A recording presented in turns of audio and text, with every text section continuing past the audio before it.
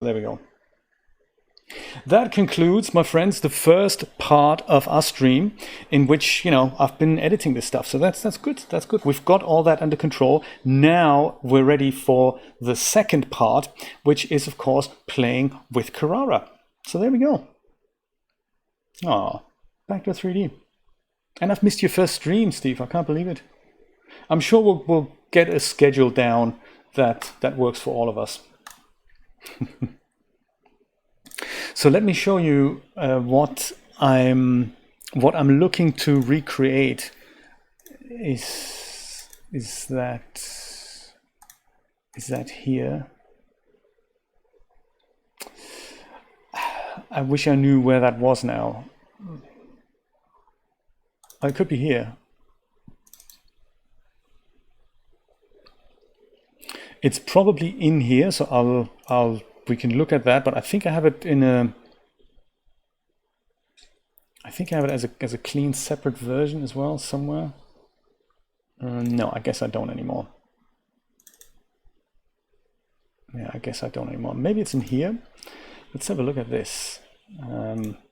This is the loop that I sent out during the beginning, and part of it is this. There we go. This is the animation that I'm looking to recreate. That's the underwater, my logo underwater. It appears to be swimming in the water, and that's a really neat effect that Carrara can do. And that is something that comes as part of a preset scene to illustrate how caustics work. So the neatness of this effect really is that the scene is super simple, and we'll have a look how it's built. There's literally just my logo. Then there is a considerable gap. There appears to be a plane, and that plane has really nothing on it. And above the plane is the camera. And then the other thing is that we have the ball here. And the ball is exactly chapter 2. That's what it is. And the ball is literally just a sphere, again, with a shader on it. And the clever bit about the ball is that it appears to be hovering on top of the water surface. So it's kind of half in there, and it seems to be just rolling around a little bit. And I think they used the Carrara 7 logo. It's just typed out. And the magic about that scene is that it works as an animation. And we'll have a look at how that works. I'm still not entirely sure what the real magic is that they're applying there, but we can certainly have a look. So I'd like for this to be, the reason why I want to redo it is because there are more interesting effects I can get out of the water. This was a rush job really, because I needed that holding loop, but I can make that better and take more time in rendering and really make that look like a really kind of glistening water effect. Let's take a look at it. And the idea is to make it a bit longer, 20-25 seconds, just have that logo drift in there. I don't know, maybe even have a duck swim after it, something like that. We'll work something out. And I'm sure that's doable with Blender. I'll just go and close Premiere before we start officially with chapter 2. That is from DAS, exactly. And it's a program they had actually bought in from a company called Eovia. Where is it? There it is. There we go. It has a different logo on the Mac than it has on the PC, which is why I didn't find it. Don't know why they did that.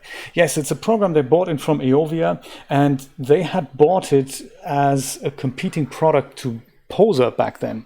So when this whole thing started that DAS were establishing themselves as a Poser content provider, they were thinking, hey, we need a software, and we're not sure if we can write one from scratch. Eventually they did, and they had started with their own project, which is DAS Studio, but at that time I think they weren't quite sure if they could be successful with that. And Carrara was a software that was up for grabs.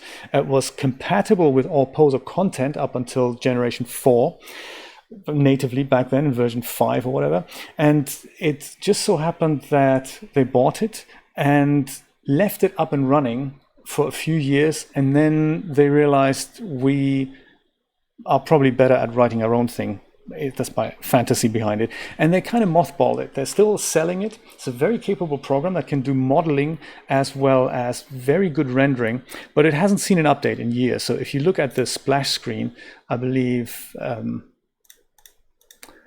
the last update we see here is 2013. I think it was updated after that. I remember buying this update here in the US, and I moved here in 2012.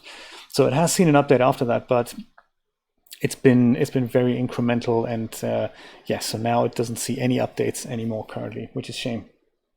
It's so powerful. So it has this thing, it's got the modeler built in. It works. Let me go and open a scene so we can just go and become familiar with it a little bit.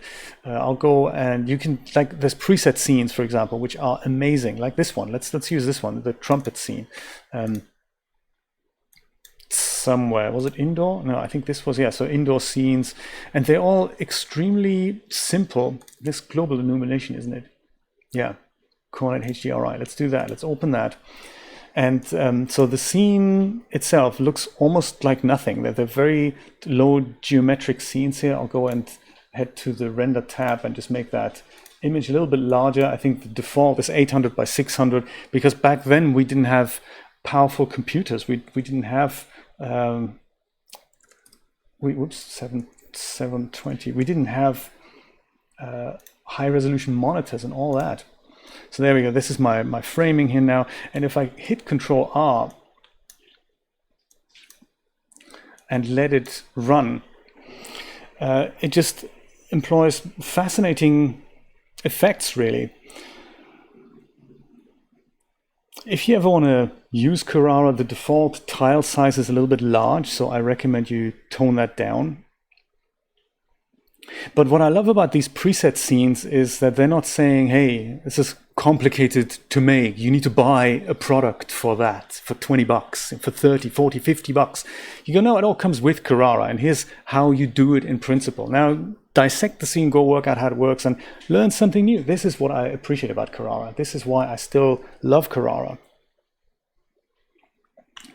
So this is happening. We see reflections here on a wet tile floor. Biased rendering engine, 2 spheres. One has a glass shader on it, which also reflects what seems to be a sky here. And this quite clearly appears to be metal. And the magic about all these images is the shaders, really. Carrara has this amazing shader browser that lets us drag in materials onto any surface and just turn them into literally magic. And this is partly what's so cool about the caustics animation. Let me see if I can show you another animation here. So browser down here, this is basically the content browser. Under content, you've got your whole DAS libraries. This is like the content tab. Genesis 1 and kind of 2 are compatible with Carrara. You've got all other kinds of things. These are the shaders here. So you have glass shaders that you just essentially pick one that you want and go and drag that onto the object, and that's your shader. And then you say, okay, great, let's render this again. I'll make the tiles a little bit smaller that you can see the effect, and I'll explain why that's a good idea to set them smaller, just 16, 32, something like that. Control R will get you rendering. There, this is what smaller render tiles do. And the reason why that's important is that when it comes to the last tiles, you may find that 1 or 2 threads of your computer are stuck on something. So that means 80-90% of your CPU power sitting there chilling while the last 2 threads are hard at work. And if you make the tile smaller, it's just, all threads can go and get into the game there. So now the object looks different. That's essentially how the shader browser works. And Carrara is actually sometimes really cheap. You can get it for under 10 bucks, and it's it's worth doing. So you got metal shaders. Let's have a look at metal shaders here. Iron ingot. Yeah, let's do that. Let's put iron ingot on here, and then perhaps palladium on this guy here, and perhaps we'll use worn brass on the trumpet. Yeah, maybe worn brass on here, and then perhaps this is another surface here. Perhaps something blue chrome. Yeah, let's put blue chrome. Whoops. Yeah, use the existing shade. That's cool. Use the blue chrome maybe on the mouthpiece here. I don't know. And then there's antique copper. We'll use that on here. The preview, we can make that work better. I'll just over render that, and we can see what the effect of different metals are. But yeah, it's just fun to play with, and it's very capable for animations. This thing, it's just, you know, it's just a wonderful program to have. It does landscapes as well. It's just cool. It has replicators that are super easy to use.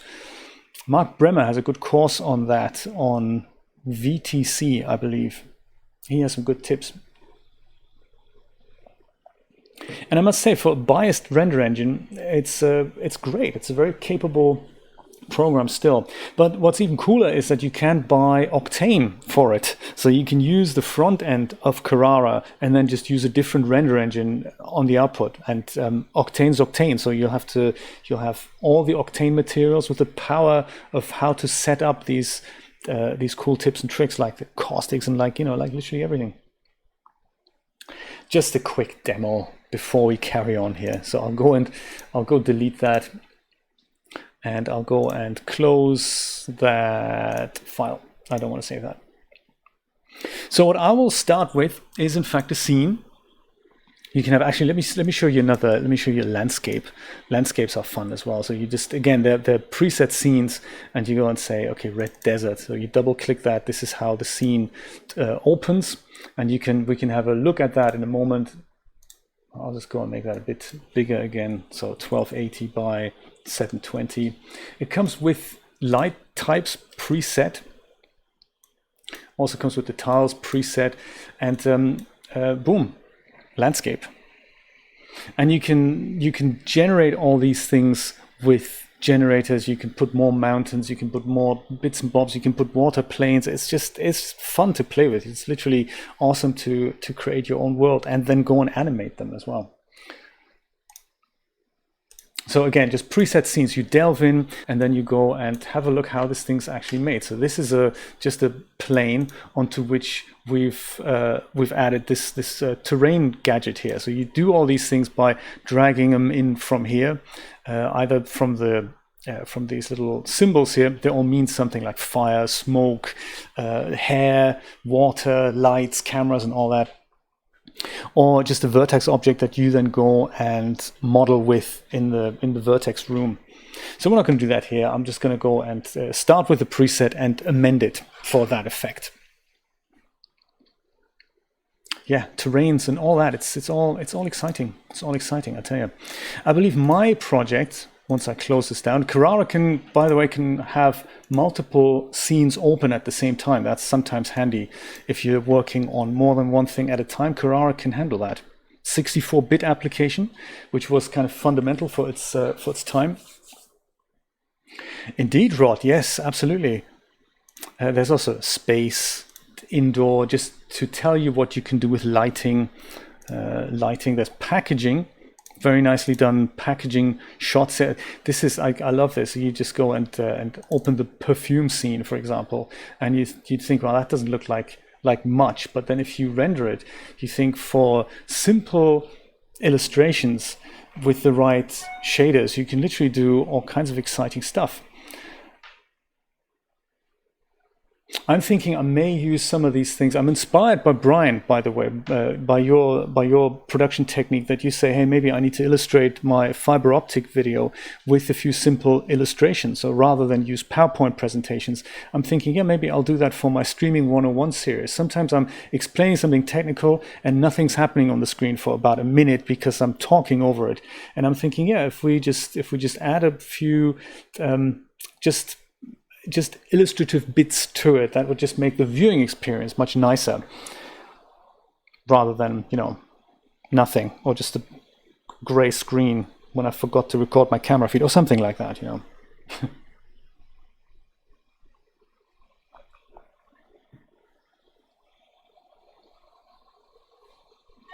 Oh, Christina, that is something worth celebrating. I'll see if we have a coffee scene here that we can use. These caustics take a little bit of time to render here. It's a shame I didn't make the tiles smaller, because this is a good example of what I meant. I have 24 threads at work here, but most of them have finished, and now it's a limited amount of threads that are still working on these tiles. But when this guy finishes, he won't be able to help jump on board and render another small tile, which would otherwise be available. So at that point, my computer is just less efficient in cranking out this render. But I will leave this up and running because it does look quite nice to just see these two quite clear perfume bottles with a shiny silver lid in this wood grain little half Infinity Cove studio thing there, which is of course after midnight. Yes, 2 mugs a day. They didn't say how large the mugs are supposed to be, did they? That's the spirit. 24 ounces fits in my mug. It's cool. It's about 600 milliliters. That's also fine. Or more even. I think 24 ounces is about 800 milliliters. That's nearly a liter of coffee. Well, I didn't know this, Christina, because I'm joining you with a calm chamomile tea. So I'm not exactly on coffee withdrawal. I had a coffee this morning, but I thought, yeah, 1 a day is good. Oh, they did? Damn. 8 ounces, right? 200 milliliter cups. I saw some nice mugs the other day at the supermarket. They were, while I'm looking at this wood grain, they were made of wood grain. I believe I tweeted that picture.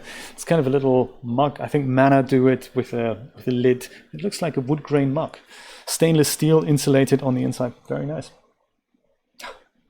Hey, better than nothing. This is good. And are you still taking that GI tract medication while you're having the 2 cups of coffee? I suppose so, right? So that it's kind of protecting your GI tract from the chemo drugs, I'd imagine.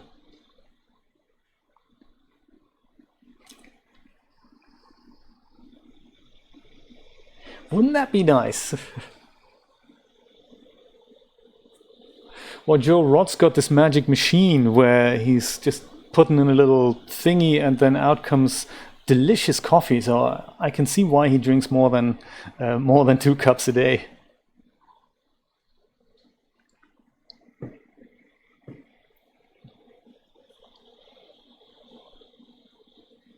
Yeah, all those things, glasses of wine, they're really difficult. I mean, I believe there's a wine setup here. We can have a look at that in a second. It's just nice to open these up and have a look at, hey, how have you rendered? So open them up, render this, look at it and think, how on earth did you make that? Why does that look so cool? That's crazy.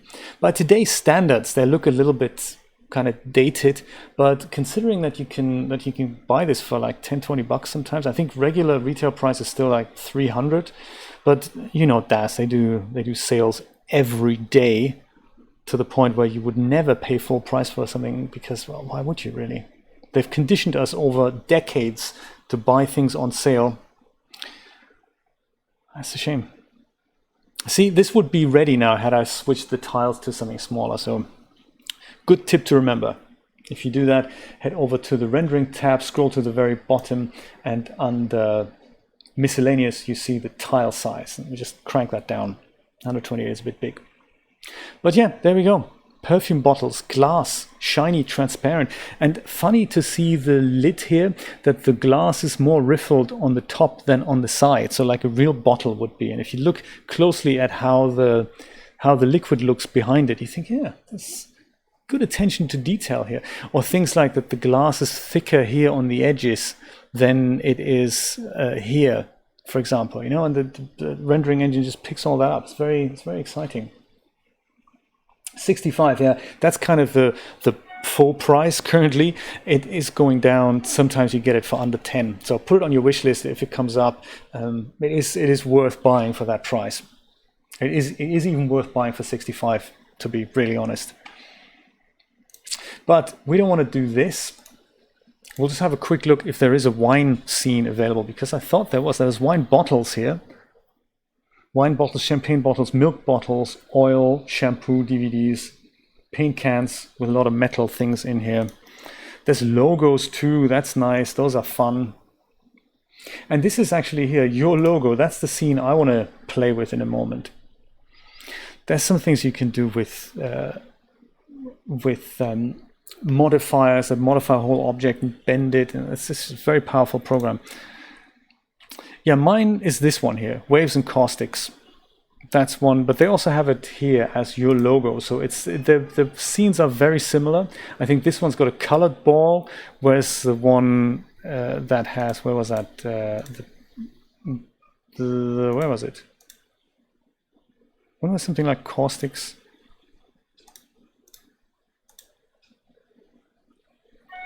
That's this one here. My phone keeps going off. I just put that on silent there. This is one. Where's the other one? Was that in Lightscape Indoors? I forgot where. I've just seen it now. There was another one with where they said it's. They just described Carrara 7. Global illumination. There we go. Let's open that. So this is the scene I'm interested in rendering, and I'll go to the director's camera because that's kind of like the perspective view, and we can just see how they've made that. And it doesn't look spectacular. We've a plane at the bottom. We've got a text object here that we can just edit and turn it into anything really. These things I think we can just go and switch them off. I believe like that and that. So that's just the 3D bits and bobs here. And very high up, so if I go and zoom out a lot, we can see that there's one light source here. Oops.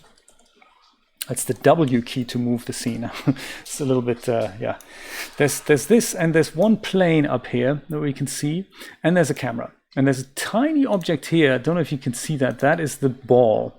So it appears that we have a floating water surface here, then we have a huge gap with a light source that's coming down from here, a spotlight source, and we have a text object. And when we render that, and once again, I'll go and I do remember it now, I'm going to go and say 1280 by 720, let's stick with 16 by 9, keep proportions. On rendering at the bottom here, I'll go and make the tile size much smaller, like to 16. If we go and render that, it looks much more spectacular than what we've just seen in the scene. And I think that is just fascinating about this scene. So the text object has now been deformed somehow.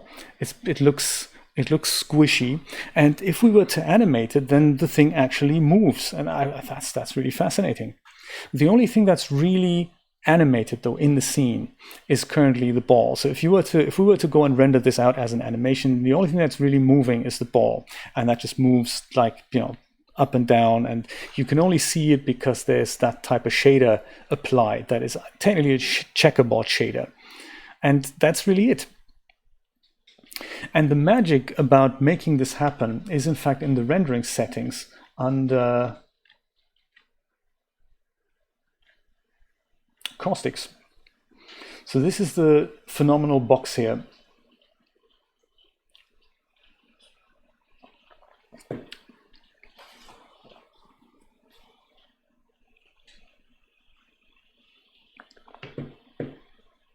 Oh, right, so 285 is the regular retail price, and then 65 is right now, is it? That's the Platinum Club price. Also, there's, by the way, while we're talking about Carrara prices, there's two versions of Carrara that they used to sell. There's the regular Carrara and there's the Carrara Pro. And I strongly recommend you get the Pro version because that has things like texture painting and all kinds of other things that they've locked down in the regular version. So make sure it's Carrara Pro. 8.5 is the current version for the last 6 years. So caustics is one of those things that's usually not active in render settings. If I disable that and render my scene again, then you can see that all these shiny little effects, they're now gone. So they were made by the caustics effect. Whereas the squidgy effect, the thing that blurs this word here, that's a shader that's applied on what appears to be the water surface. So we'll look at that in a moment, where and how we can apply that. I believe Carrara's just crashed a little bit. It appears to be still rendering here.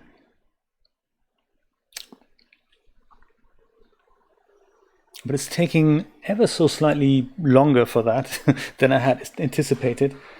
I think I can just go hit escape to, there we go, that's canceled that render. So this is caustics here. This is responsible for these little freckles that we see, and for how the how the lights shine through the water. I'll go and crank the filter. Let me just go and render this again,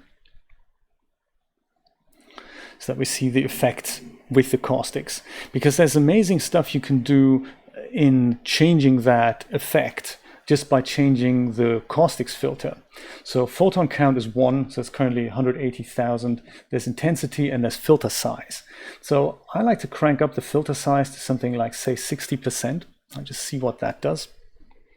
It's nice that when it over-renders it, we can see what the direct effect of that is. So now we see less kind of sparkly bits, and the edges are a little bit less harsh in these sparkly bits that are generated. And in the animation, that's probably going to look better, I have a feeling. If we set the filter size all the way to, well, maybe not 0, but maybe make it 5 here, then we get to see that the ripples are just harsher. They look less natural, or it looks like there's more disturbance on the water. Higher filter size also means longer rendering time, I believe.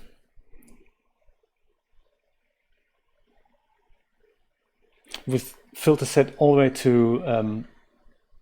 to up, there's sometimes that doesn't give you the best results. Yes, they're weird about the Carrara prices. I mean, they've clearly kind of forgotten about it. They dug hexagon out of the drawer, and they're still promoting that, which is kind of a mystery. But they're not really mentioning Carrara, so it's kind of, they will eventually discontinue it, I have a feeling, and it's such a big shame, really. So perhaps something in the middle, like 30, 40 is good. Let me play with a photon count. So it's 180,000 right now. Let me see what happens if I make it lower. Something like 65,000. See what the effect is with less photons. It looks like we have less shine through the water. So the bottom plane on which we can just about make out this shadow here, that looks like it's less. So if I set that down to 10,000, let's just see what happens then. Yeah, so I get less of a water perturbance effect, as it were. This looks less. It looks like there's less going on. So I suppose then if I crank this up over 180,000, so this 180,000, let's go and crank that up to 300,000. It's probably going to have an impact on the render time. But still, I mean, looking at how fast this goes, if this was an animation with like 600 to 800 frames, I'm still happy about that. This is still way less than a minute per frame. And I suppose then the other thing is the intensity. So I'll go set this back to roughly the how we started. Intensity from 100 down to 30%. Let's see what that looks like. Less shiny. So we get less of an effect. We get more of an effect almost to disabling it. I guess that's what it would do.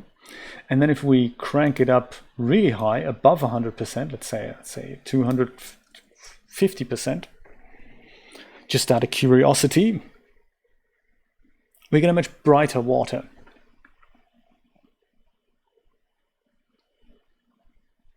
Interesting stuff. So I'm not sure what I'm going to use as the final version. Probably a combination of all of these things. But right now, I think, 1,900%, 9,000% is perhaps a little bit much. There's so much other stuff you can do here. We can try skylight and indirect light, what the effect of that is.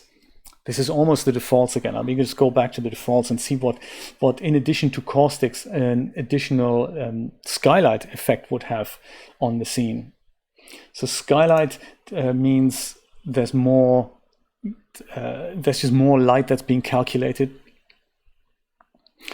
Indirect light is also, this is another thing we could try. Indirect means anything that's being reflected off objects and then being reflected back into the scene. So it looks like skylight hasn't made a difference here. Makes sense. Let's try indirect light. So that's anything, there's two settings we can use here, full indirect light or ambient occlusion. So ambient occlusion is faking it and indirect lighting is actually calculating it. So this is going to take a little longer, I have a feeling. But depending on the scene, this is also going to give us a more accurate result, especially around light sources. Yeah, like all these things, and with a higher photon count. So this actually looks pretty damn cool. Yeah, I can see all the blooming around the letters now.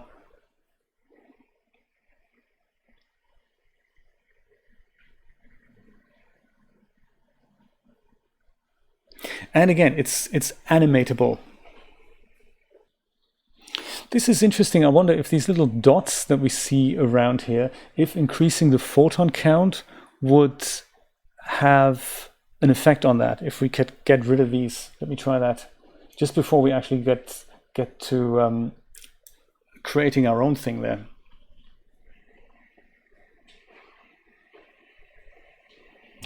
It's not so much render engines, Marcos. It's more the settings of the same render engine.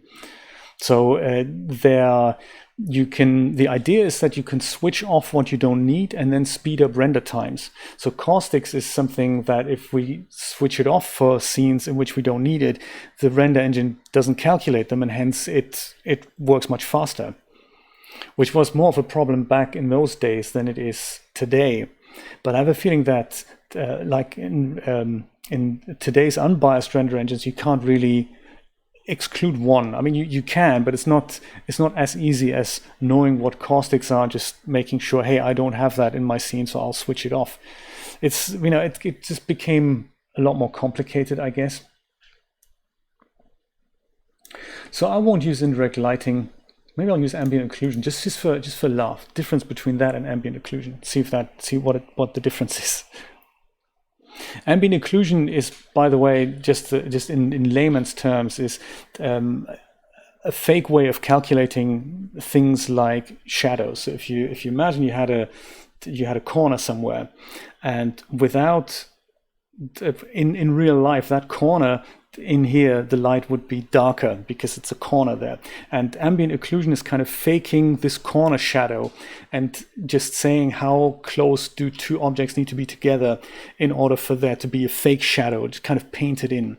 And it works most of the time. It's not 100% accurate, but it's so much faster than having the engine go through there and say, hey, the closer these two edges go together, the more we have to calculate how much light bounces and doesn't reach that corner anymore and occludes one another. So that's what the difference really is between full indirect lighting and ambient occlusion here. But we can totally switch it off, and then we're back to the default, which renders really fast. And we need to have it fairly fast because I want to see the actual effect of the animation that we can generate there.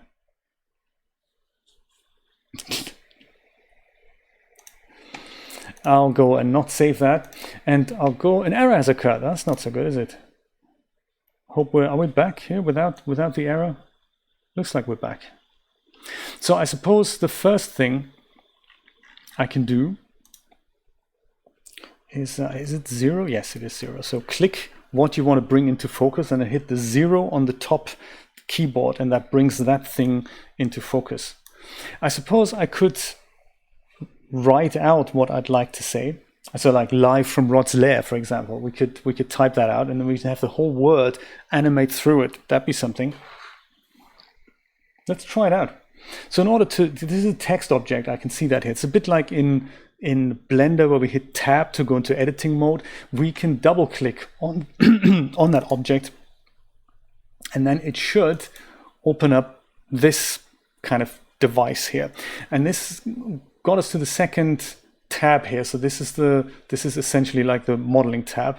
An error occurred. I think I may have to restart Carrara. It's not happy with anything anymore, which is fine. So this is essentially getting us into the second tab here, which is the modeling room. And this looks different depending on what type of object we're changing. I'll just go and close it all down, and then we'll start again. We didn't really, yeah, it has stopped working. No shit, Sherlock. Awesome. There. It's what happens to software if it doesn't get updated, Daz. So yeah, if it's a vertex object, it'll get you into an actual modeling environment. If it's a text object, you can just retype the text. If it's something like a terrain object or replicator object, it'll get you into those types of settings, plant generator settings, and so forth. We'll use this one here, your logo. It's based on the same scene. It just looks a little bit different.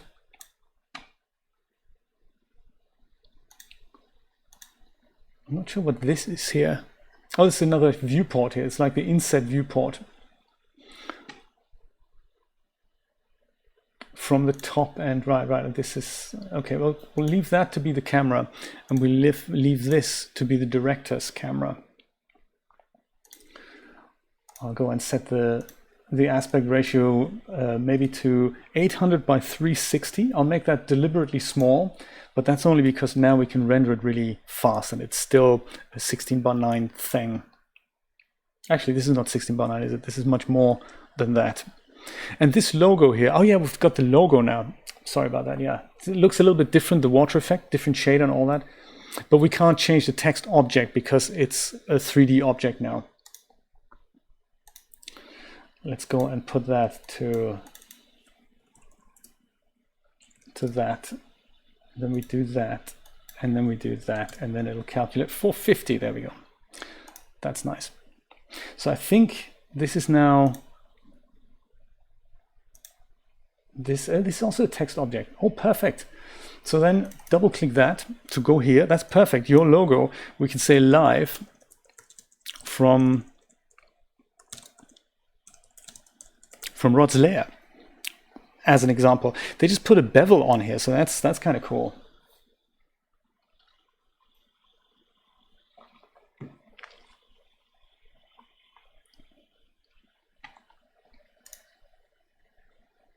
And Rod's lair is kind of going into the ground now. It's also very interesting. So we can have that thing just float on top of the water surface here.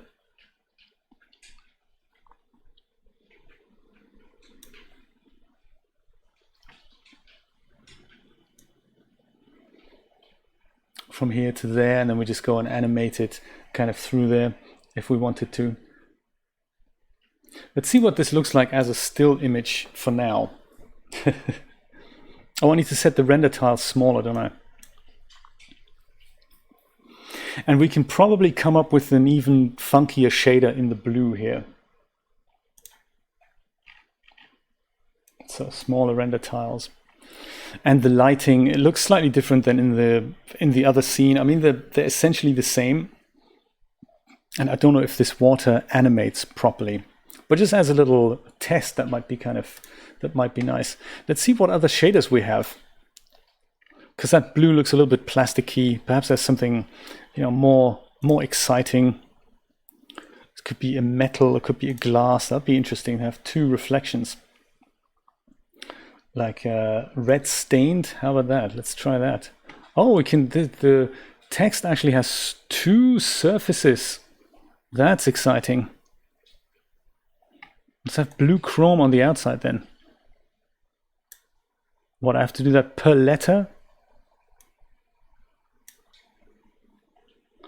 This is asking me, do you want to bring in the same shader definition from a file? Would you like for that to be an independent shader, or would you like to use the existing shader? And I'm going to use the existing one. So if I make a change, we'll see what that looks like. And go move that logo kind of here, just so that we see what the effect is.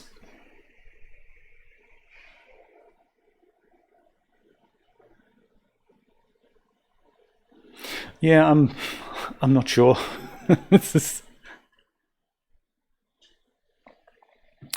I don't think I like this scene too much, because although I appreciate the water, I don't get the same effect of the text distortion like we had in the other one, which I also wanted to speak about actually. Why do we see that that distortion? Yeah, and that's actually not part of this scene. So let's do this. Let's do this to let's do that on the other scene. Joe, the R in lair is kind of underwater. I suppose the original text that they were using is shorter. It just said your logo, and I believe when we tilt this, then the R comes back, so we can make that happen. And I suppose if you are animating it, you can make it swish from here to there and have a little bit dunk underwater. In fact, that's something I'd like to see. What happens if we put that underwater? What does the text look like underwater? It kind of looks like it's underwater. I just don't know if this animates this type of water. The way they've done it, the way they've made these ripples in the water is literally just by applying a water shader to this plane here. So they're calling it water. I don't know if it's a water object or if it's just a plane with the shader applied. We'll find out if we double click it. Nothing happens. It's just a plane that they've renamed, and that's probably how I would have done it. The Carrara can do water as well. You can literally create an ocean with an ocean primitive, and that has proper ripples, and that animates really well if you know how to do it. I sadly don't. Let's use the other scene and see if we can bring in the 3D Shenanigans logo and put that underwater. So under scenes, I believe, so that was not it. It was it lighting, lights, indoor space, landscapes? Look, here we go. Global illumination, that's it. Waves and caustics, there we go. So if you do get Carrara, Rod, and if you do want to play around with it, whoops, that's camera 1. That'll be the director's camera. You can just go and open that scene, and instead of Carrara, you can go and type live from Rod's lair.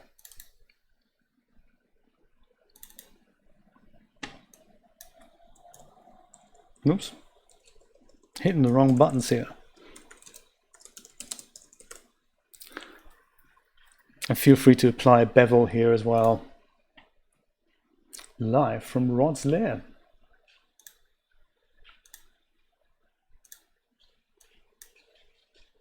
Oh yeah, by 450 there.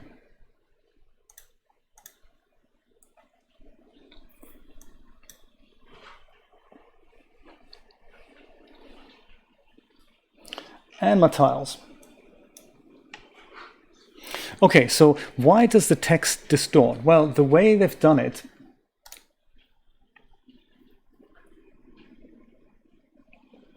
March 21st, the first day of spring. All right, see you later, Steve. And I will send that scene to you as soon as I've re-rendered it. Thanks for dropping by, I appreciate that. Oh, and of course, it's the W. So when we go and look at our camera, underneath it we'll find this plane here, this mysterious plane. And that's the one that makes all the distortion. And it actually, whoops, there, that's the one that makes all the distortion, this thing here. And it's so far away, I guess, from the object, because that way this distortion happens more dramatically. I'm just guessing. But it's just a plane, and there's nothing special about it. It's not anything. They're just calling it plane. The special thing about it is literally the shader that they've used. And editing a shader, we've seen how we can bring one in just from the browser on shaders, pick one and just drag it onto the object. But you can also look at the shader properties. This is a bit like the node editor in Blender, and that is up here, the little texture bar. I believe you can also click on the shader. In the shading tab, you can see the shader, you can edit it from here, get you to the same place, namely this thing. And we see a little bit of a preview here of what the shader looks like. And just applied on a plane, you can move it as well, and you can see that it builds distortions into it. And here you see a little preview of your scene down here. And this thing is happening because they've set a refraction on it. It's kind of it's a bit like the BSDF shader in Blender. I mean, it's a different render engine, but the principle is the same. Whatever you set to 0 here won't be used, and anything that you set here will be used. So like glow is part of the shader, but we've set it to none, so it doesn't do anything. So color is this color, and refraction is the material, which is now the water material. You can see how many other things there are that you could set as that surface, and therefore the distortions would be different. Ethyl alcohol, ice, alcohol, 30% sugar solution. They all look very similar in the preview, and it's really just about digging them out and playing around with them, see what they look like in the final animation. What will actually have an impact here is if you change the color. So I always thought this is a little bit too green. I'll go make that a bit bluer.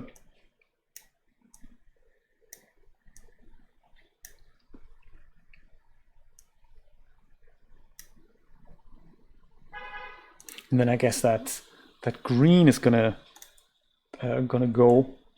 This is now green. Now it's been made a bit more friendly here.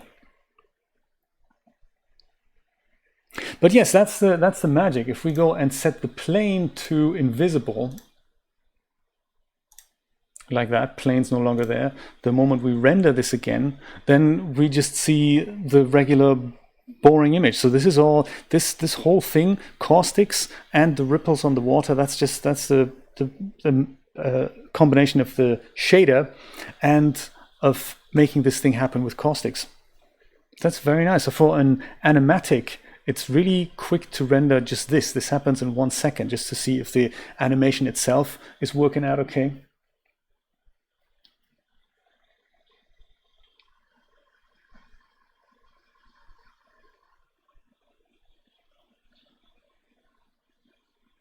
Oh, Steampunk Belladonna, hello, hello, hello. I didn't see you there. Nice for dropping by. You're a regular. I believe you can cap spam now. I think the chatbot is still on from yesterday's shenanigans, so there we go. I thought I'd put the stream into the retro category, by the way, because I thought, yeah, Carrara is kind of retro, so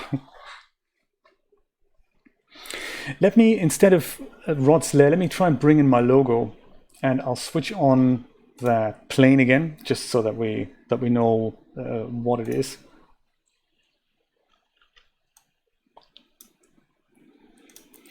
I don't remember the size of my logo. I don't even remember where exactly I put it. Is it in?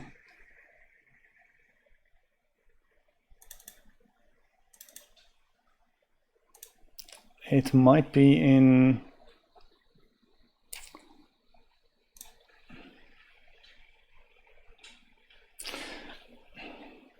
This is the old. The program is so old that it doesn't actually have the updated Windows dialog. Do you remember this? This is like the old style dialog.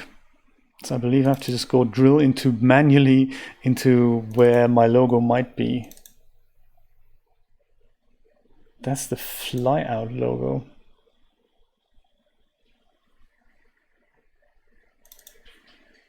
But this could be it. I'm not entirely sure. Let's just bring it in as it is and see what happens. As we make Carrara crash. Let me go hide the text. Oh yeah, there it is. That's it, isn't it? That's my logo.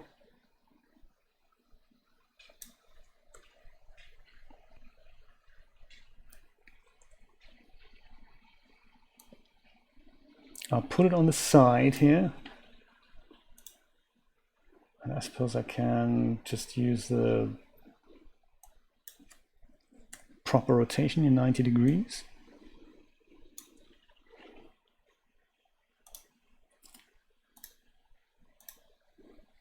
And in relation to that text object, it's just ever so slightly too small. That should, whoops.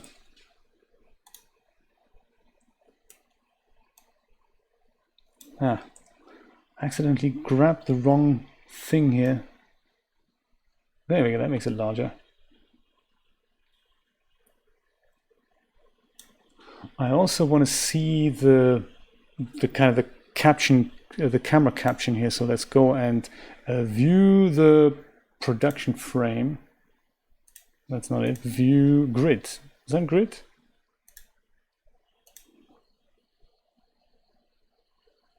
Where's that again? Show production frame. That's it. There we go. Just so that I don't make my logo too big here, which currently it is. So I just want to. It needs to be fairly small because the distortion effect will bring it to the edges already. So I'll just leave it here and let's go for a quick render, see what it looks like. Windows 3.1 from back in the day, Rod. That's exactly right. Here, look. This is much larger than I had already made my logo. So it's not. This is not quite how it looks like. And also, I need to have a look at the colors. There's obviously no colors applied on that, so yeah. But we'll do that, and I'll see if I can just gradually move it from the left into the right, perhaps, spin it around a bit. And the distortions themselves make for a very nice animation, so I might just leave that. Yeah, look how far we've come, huh, Rod? And also the fact that we remember this. Whew. These things are the keyframes here, and they've only set you can't see it in this preview. Let me go and bring in that ball that is now the sphere. That's it. That's the sphere that's appearing to bob on the surface. So that's how they've done it. They just dunked it into the surface. And the magic of this is also the shader. So it looks, you can see preview of the shader here, and it's a blended checkers shader made of two colors, white and red, and that makes this. You can have to adjust the highlights and all that. This is how they built the shader. And now you rotate the sphere, and that looks like the ball does its thing. But in order to preview that, I believe we can have like a textured preview. There it is. And now as you step through it, this is how the ball moves. So it bobs up and down. They do that. That's nice. And it also moves around a little bit. So that's very cute. I could take this and turn it into something akin of an anib block and then just go and duplicate that. I might do that, or might do away with the ball altogether. I'll work on that as the last step. I think I'll go rename this into my 3D Shenanigans logo, because fly out logo doesn't really mean that much to me. Oh, did I really just do that? Sorry.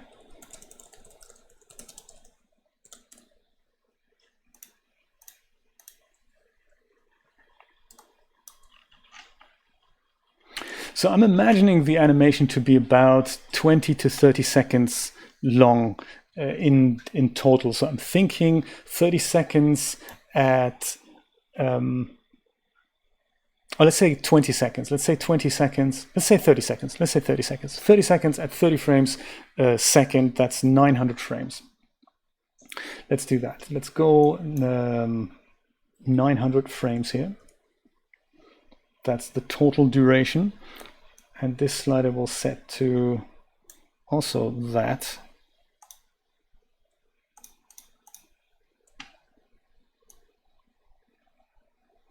There.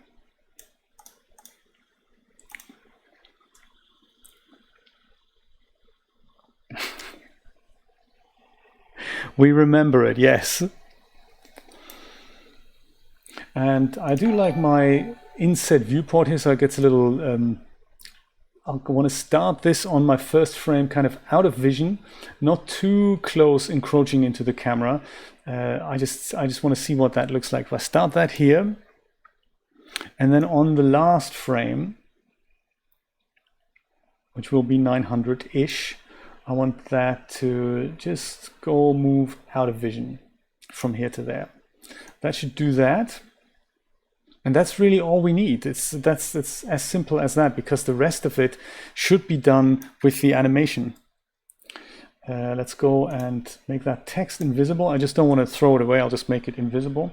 And we'll see what it looks like. Kind of in the middle, kind of at the front. Hopefully the logo's out at that point. Oh, look at that. Live from Rod's. And maybe I will just go and it's that keyframe here.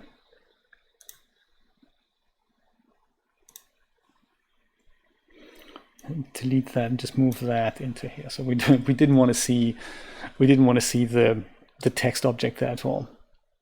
And it is gone indeed. So yeah, I'd like for the water to just go and do this for maybe 5 seconds, and then at the 5th second, I would like for the logo to start coming in there. That's my plan. But it's kind of difficult to see for me without actually going there. I'm currently displaying frames here. I can switch this into seconds. I might actually do that. So this is currently set to frames. I think I do that under preferences, wasn't it?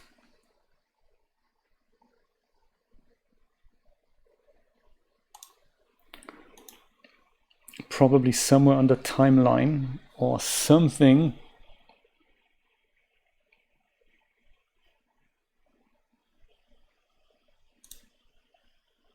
Oh, did we have link protection enabled? Oh, that's an interesting one. Let me just have a quick look at that. Do we have link protection? I don't recall. Link protection. No, it's off. So yeah, you should be able to post links, Marcos. That's interesting. Maybe something is disallowing you that.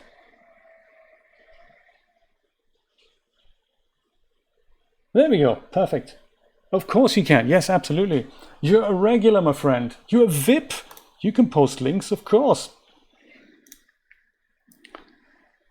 Could be under UI. It could be under many places here. If you know Steampunk Belladonna, remind me, where do I set this up from frames to timecode?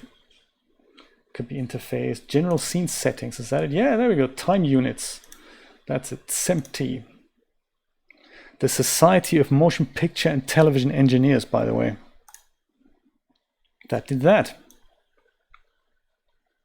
So by second 5, I'm seeing the logo encroaching. That's kind of what I want. That's perfect. And then I have a few seconds at the end. Yeah, that's exactly what I want. Let's just have a look at frame 5th second.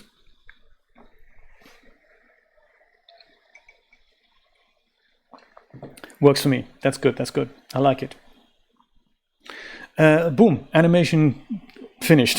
That's it. All I need to do is render this out. Now let's see if we can move the ball,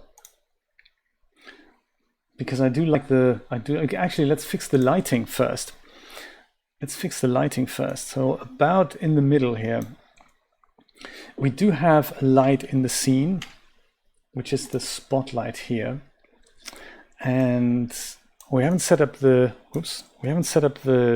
shader for my text.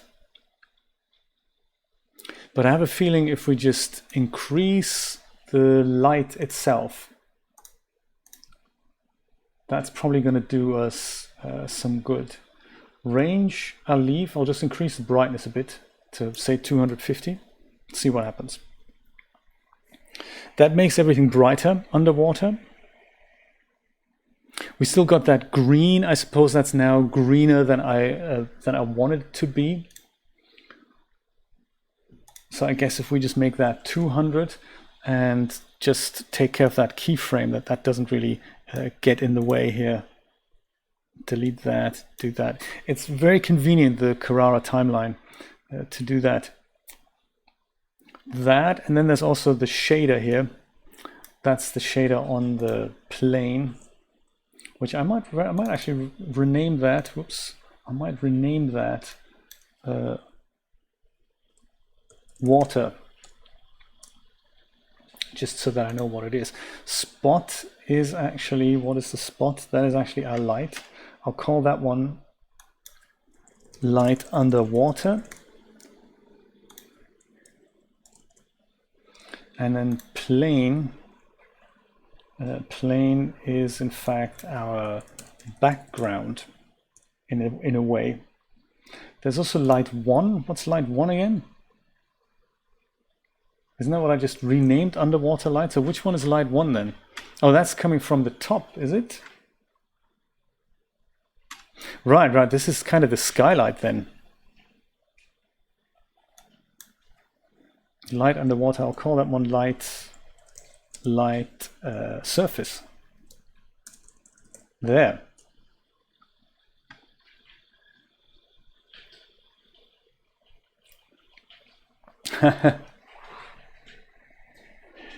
Rotoscoping, wow, that is very cool. So it just does this and that.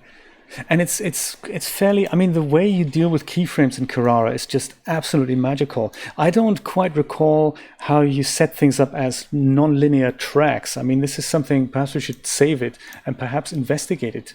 See if we can figure it out. Wow. I'll put that under, perhaps it's time for a new folder here, in fact. Let's treat ourselves to a new folder. Call that one Carrara Animation.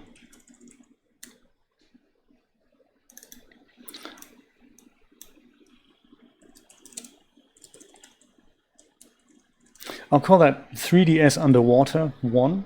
Oh, and this is another thing very handy on Carrara. It's the export dialog. So it lets you save everything internally so that you don't have to worry about, it's basically like pack all files in Blender. That's what it does. It saves all the referenced things internally in one Carrara file. I can share it, I can give it to somebody, you can open it up and everything is in that one file. Use local settings is the default setting, and save all externally means that anything that's referenced will be left on those other drives. So this is like just referencing network drives. Whereas local settings, I believe, copies them to the current drive, and all internal will bring anything into that file and packs them. So I'll use all those just in case. Good point. Thank you so much for reminding me. What's it set to now? So this is, how do you set that again? You can set the interpolation here on, whoops, sorry about that. On these things, you can see what interpolation is set here, but I don't remember how you set them. Is that it?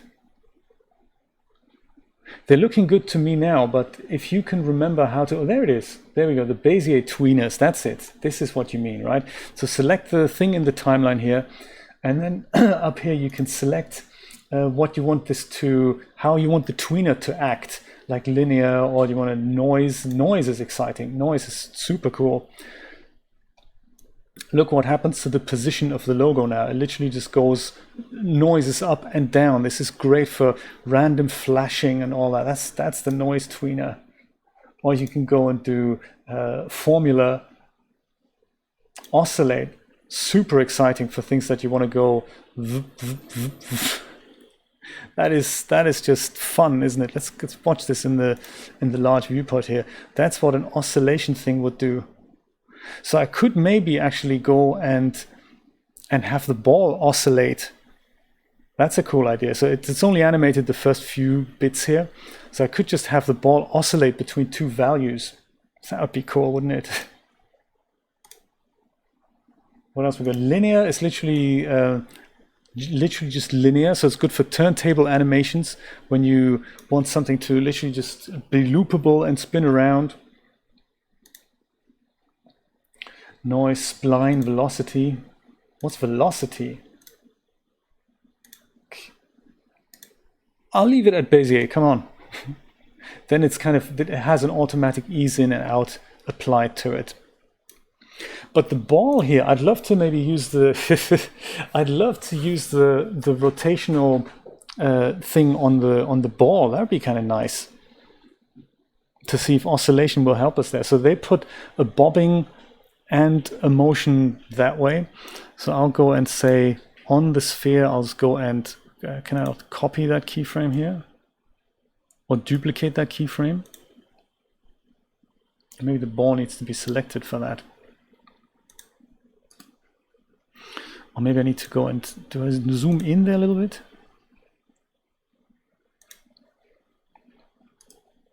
It doesn't really let me duplicate that keyframe. That's a shame. But it's kind of easy to figure out. It's not, Control D doesn't work. Nah. That's easy to figure out. It's easy to figure out. Boy, we should do Carrara stuff more often. So on here, all I need to just familiarize myself is which rotation do they use? It's the X rotation, isn't it? Is that X? It rotates around all of them here.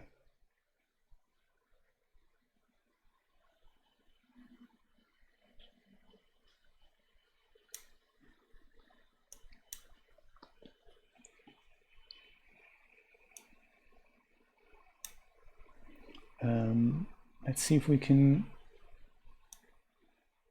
continue that from here, and then we'll go and use that's the camera. I'll go and have a closer look at that. When you hold down the U on the keyboard, that's like switching the gizmo temporarily to this thing, which is the universal manipulator, this thing here. So you can hold down U and then apply the things that you want to tweak here, which I've forgotten which ones they were now.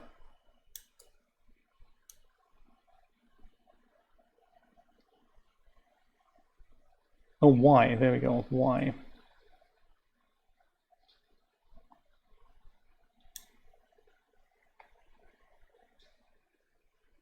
How do I go to the next keyframe? I'm sure there was a way, I just forgot how to do it.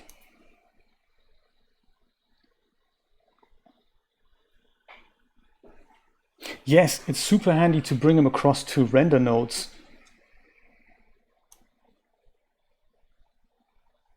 Yeah, how do I bring it to directly to a keyframe? That was a trick, I just forgot how it works. It's like in DAS, we've got this thing about how to navigate from one keyframe to another. How do I do that here? Is this it? Next keyframe? Huh, easy. It's not stepping through. That's nice. Next keyframe there. That is me, isn't it? That's the sphere. Yeah, cool.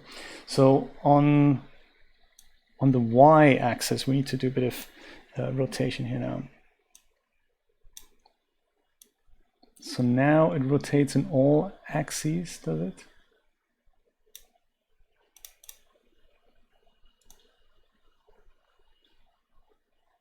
Maybe the Z as well. Let's do that too.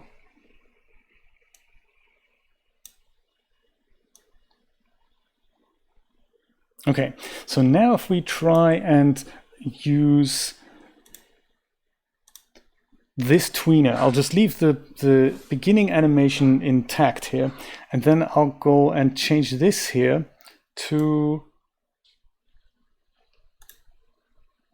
an oscillate tweener. So we've got choices like sine, square, sawtooth, triangle, bounce. We'll just see what works, shall we? So it'll just rotate, or it'll just oscillate between these values here. Bounce does this. That's almost like what we're looking for.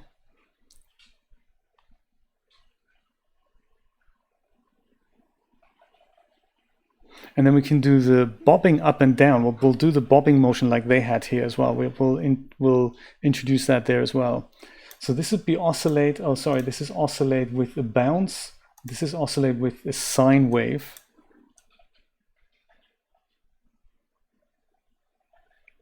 And then, of course, also a number of oscillations. Maybe we'll crank that up to 10. So now it's just our ball is kind of bouncing. Is it too much, maybe? It could be bouncing too much compared to how it starts bouncing in the beginning here. It just does a little bit here.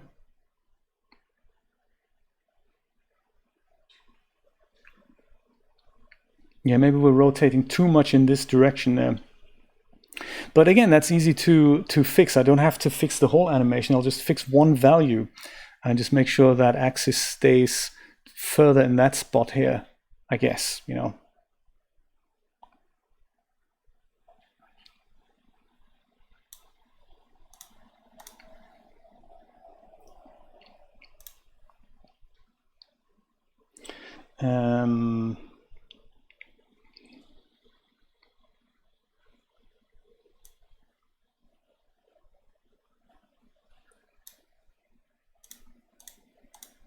To actually get that, I think I have to switch this to just Bezier again. Otherwise, I won't know what I'm actually doing here.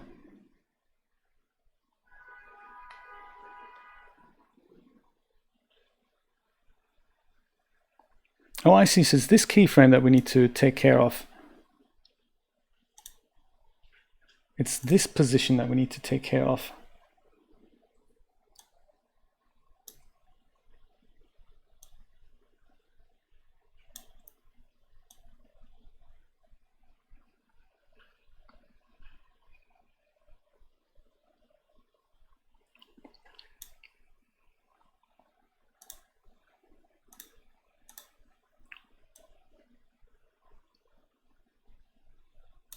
So other than, oops,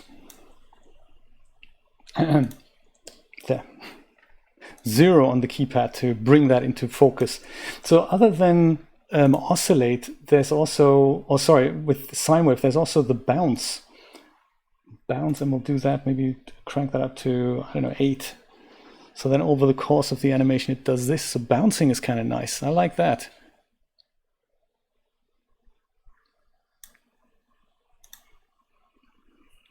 So it looked like the subtle motion of a ball, I guess, on the water.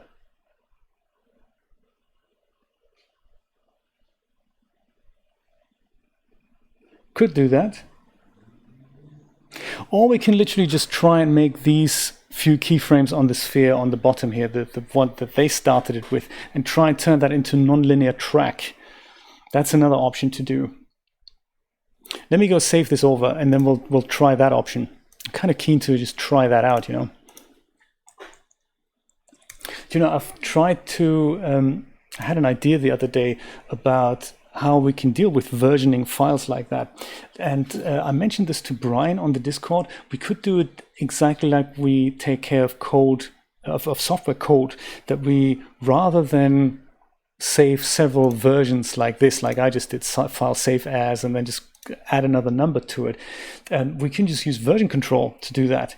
And the advantage of that is that we can just use Control S whenever we feel like it, and then go to a separate program and type in a comment of what's actually changed on that version. And then we do a commit of that file. That's beneficial. So I might start doing that in the future. It's just, you know, I have a feeling it might just be more beneficial. So I go delete that keyframe, and I'll see if we can work out. Steampunk Belladonna, help me out here. If you remember nonlinear tracks in animations, I believe you narrow down the animation. I think you select the item you want to save as a track. Then you go to clips down here, and then you do what? Animation, create keyframe, create group. So they are interesting because they're a bit like the animate animations that you create clips that way. But I forgot how to do it. I'm like you. I just forgot how it works.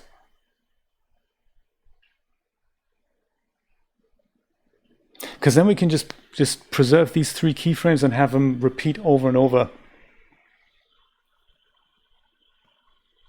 Right. Yeah, I can understand that.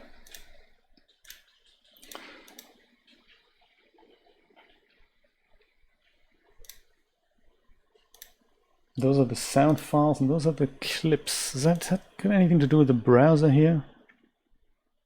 Clips. There we go, my clips.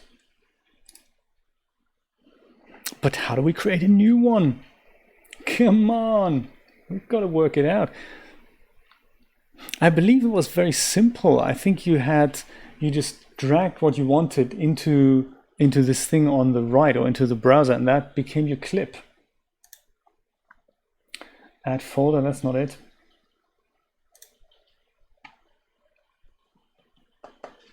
Yeah, BVH, I think BVH files, that's another story, I believe. If I remember, Phil Wilkes does a good course on Carrara. That's available from DAS. And you NLA tracks. Oh, there we go. NLA groups. But how do we graph editor? This is kind of a dope sheet. Snap reverse mirror. That's not what we want to do.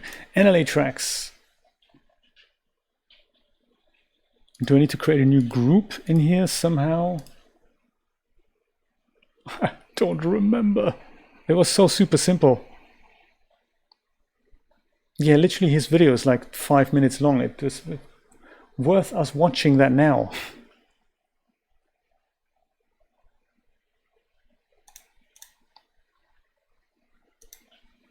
Is that how you do it? You just go and drag this into clips? Is that how it is? No, can't be that simple. I'm sure it's not that simple.